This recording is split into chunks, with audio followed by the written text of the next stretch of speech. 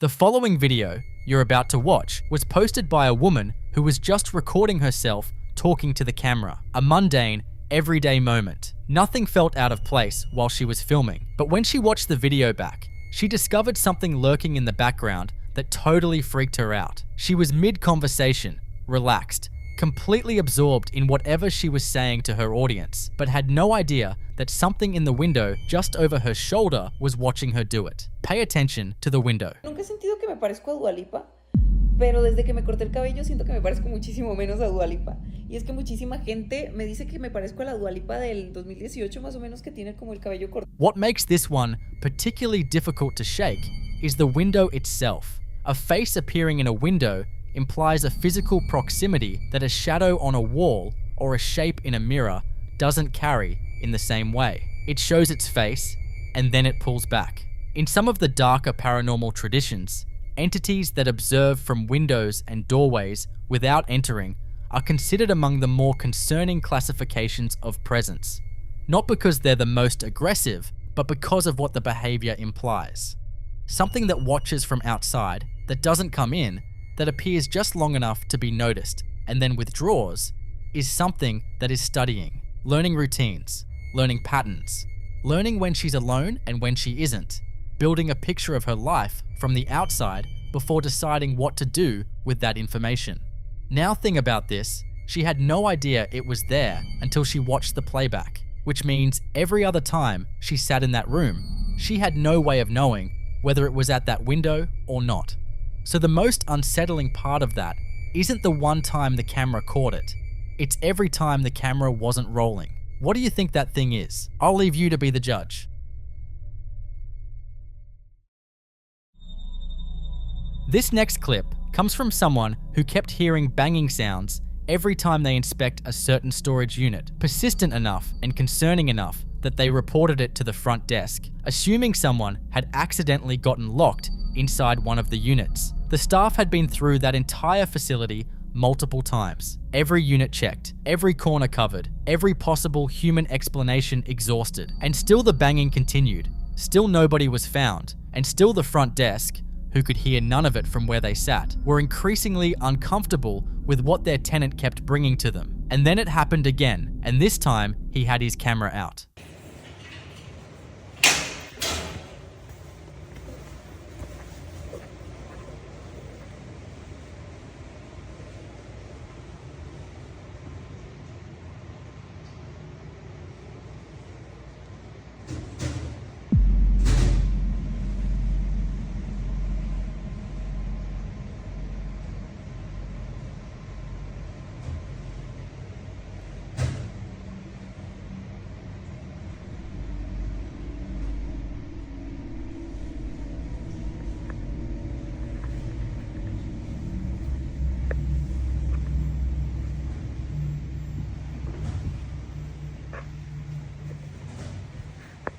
You see, storage facilities occupy a strange space in paranormal research that doesn't get discussed as often as it should. These are places where people bring the objects of their lives, furniture from homes where people lived and died, personal belongings from estates, items that carry decades of history and emotional weight packed into metal units and left in the dark for months or years at a time. The concentration of objects with that kind of accumulated history sitting undisturbed in a closed facility creates exactly the kind of environment that investigators describe as a pressure cooker. Energy with nowhere to go and nothing to do but build. The staff went from dismissive to creeped out the moment they saw the footage, because hearing about banging sounds from a tenant is one thing. Watching someone walk through your facility at night with noise coming from every direction and no visible source is another thing entirely. But the banging was only the beginning of what that facility had to offer, because one night, without warning, every single alarm in the place goes off at once. Bear in mind that this wasn't a power surge tripping a single system or one unit triggering its sensor. This was every alarm, simultaneously in a facility that had just been walked through and cleared, going off together in the middle of the night, like something had decided that subtlety wasn't working anymore.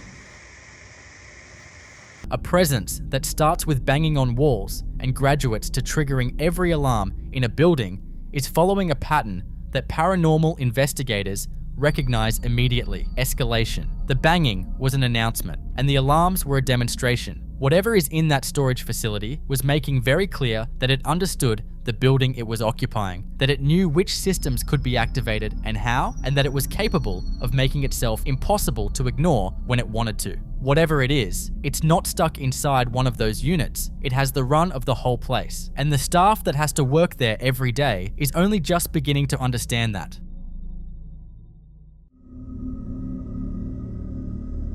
This next clip was posted by a woman who was home alone when she noticed something was off about her dog before anything else happened. And with animals, that's usually where the story actually begins. She's alone in the house and she isn't expecting anyone, but her dog had already picked up on something she hadn't yet, and whatever it was had shaken him in a way that was impossible to miss. Pay attention to how he's acting before anything even happens. Also, turn up your volume and listen for the door. Buddy, are you okay? Calm down. Shh. Is that Kate? Buddy, what's wrong?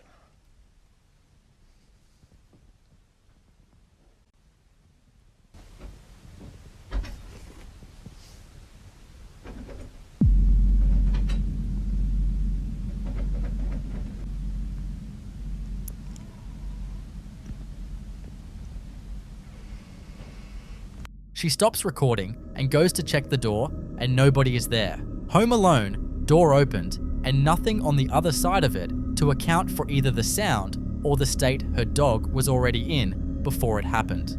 Now a dog shivering like that before a door opens on its own is the detail that this clip lives and dies on, because the sequence matters enormously. He wasn't startled by the door. He was already frightened before the door became part of the story, which means whatever entered his awareness did so through senses that had already registered something his owner hadn't. The door was almost secondary. Dogs don't shiver from drafts, and they don't tremble from the sound of a door handle turning. That specific, full-body fear response is reserved for something that has genuinely threatened them at a level we don't have access to.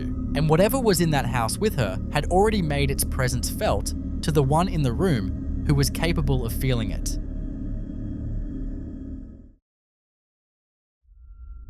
This next clip comes from Edward Saunders, and it's one that has been circulating since November 2013. Security camera footage that was set up deliberately because what was happening in that home had already escalated far beyond the point where anyone was looking for rational explanations. The camera wasn't installed out of curiosity. It was installed because the family needed to document what they were living with. The footage is from the kitchen. A young girl is standing in front of the washing machine and dryer, drinking some water, and then something in that kitchen decides it has waited long enough. What happens to her is not subtle, it is not open to interpretation, and it is not something that any environmental explanation can account for. The reaction, the screaming, the attempt to get back into frame, all of it captured by a camera that was put there specifically because this family already knew that their kitchen was not safe. Take a look.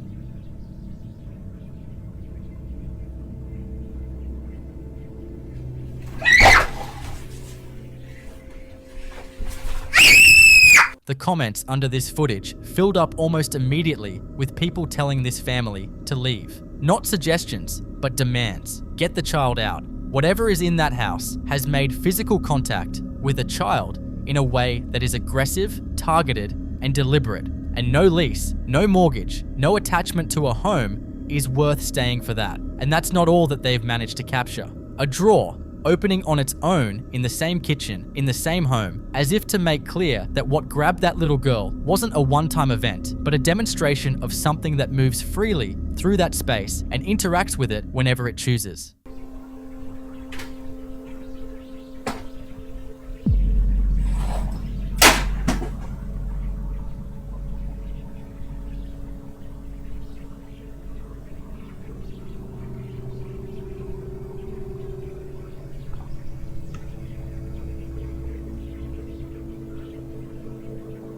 What makes the drawer almost more unsettling than the first clip in some ways is the casualness of it. After everything that happened to that girl, a drawer opening on its own feels almost like a statement, a reminder that whatever is in that kitchen is still there, still active, and unbothered by the camera pointed at it. It knows the camera is there. It was installed because of it, and it opened that drawer anyway. Poltergeist activity at this level, physical contact with a person, objects moving independently, interference with recording equipment, represents the most aggressive end of a spectrum that typically builds over time, which means whatever is in that house didn't start here. It started smaller, quieter, and worked its way up to dragging a child behind a washing machine. The question that nobody in that house has been able to answer is where it goes from here. The comments kept coming. Move, please move, get the kid out. So here's the question. If that were your child in your kitchen and the camera showed you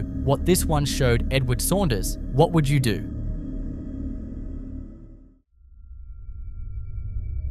This next clip was posted back in 2022, and it captures something happening in the hallway of his home that starts with a locked attic hatch and ends with the kind of footage that makes people genuinely uncomfortable to watch. The attic was locked, and that detail matters, because what unfolds in this hallway doesn't begin with something that was already open or already loose. It begins with something that was secured, and whatever is in that house decided that wasn't going to stop it. Have a look.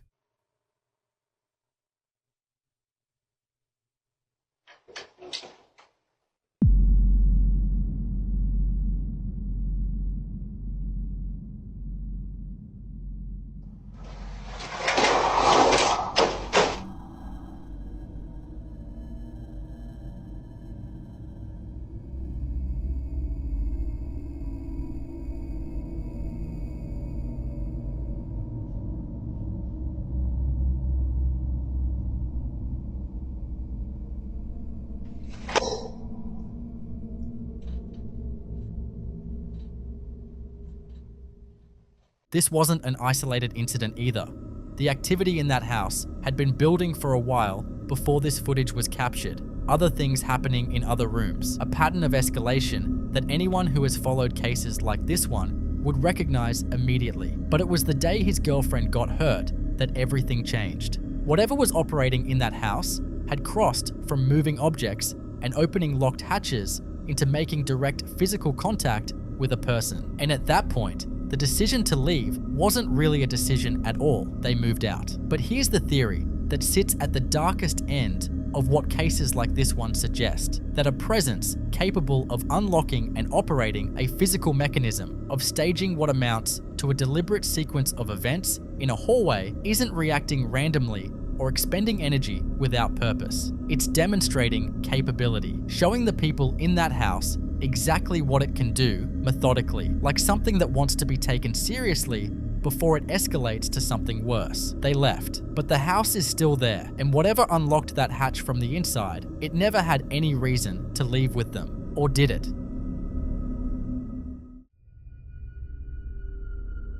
This next clip comes from a family that had lived in their house for years without any significant reason to question what was underneath it, until one day, while cleaning, they found a hidden door, and behind that door, a bag filled with cards that could only be read under a flashlight. The cards were from Kings Park Psychiatric Center. For anyone unfamiliar with Kings Park, it was one of the largest and most notorious psychiatric institutions in New York, a facility that at its peak housed thousands of patients under conditions that have been extensively documented as deeply disturbing. Medications for schizophrenia, bipolar disorder, anxiety, psychotic episodes. The records of real people, real diagnoses, real suffering, hidden behind a concealed door in a residential home, in a bag that had been sitting there undiscovered for years, while this family went about their lives directly above it. That discovery reframes everything you're about to watch. He and his mum were in the living room when it started. Okay guys, my lights have been flickering for like 2 minutes. We heard a baby crying, and now they won't stop. 2 of the lights blew out. It's... What? I think I just seen a shot of Where? Yo, I think I just literally seen the remote fall. Oh my god. I don't know what to do. I don't want to even move from over here. This is insane. Did you catch it on camera? I don't know. Is anyone there? The TV's on. The blue light's on for the... Okay, this is great. What is happening? Hello? Hello?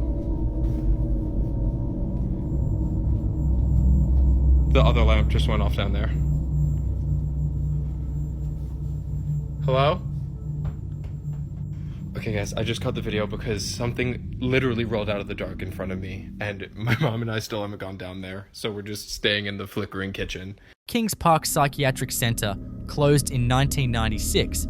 The patients who passed through it carried histories of profound psychological distress, decades of institutionalization, of medication, of experiences that left marks that some would argue don't simply disappear when the person is gone. There is a theory in paranormal research that intense psychological suffering leaves an imprint that attaches to objects, to spaces, to anything that carried it long enough. Those cards had been sitting in that hidden room for years, quietly, directly beneath this family who had no idea they were there. That's not all happened. On a separate day, he went to the basement, and whatever had been building upstairs followed him down or had been waiting there all along, because the basement light started cycling on and off, and then the doors began slamming through the entire house, one after another. Is there anyone here? Oh my god. No fucking way, no fucking way. Spirit? Okay, what is... Okay, my lights are...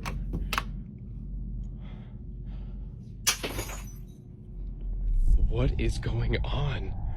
Spirit? Is there a reason you're breaking glass? Are you upset with me that I'm recording right now? Spirit?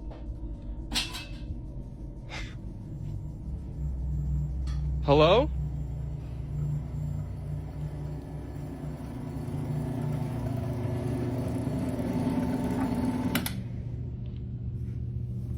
Spirit, is there a reason that you're doing this? Oh my... Okay. The smashing of glasses in response to being recorded is the detail that separates this from general poltergeist activity and places it into something more specific, a presence that is aware it's being documented, that objects to it, and that has chosen a very deliberate way of making that known. This isn't random energy looking for an outlet.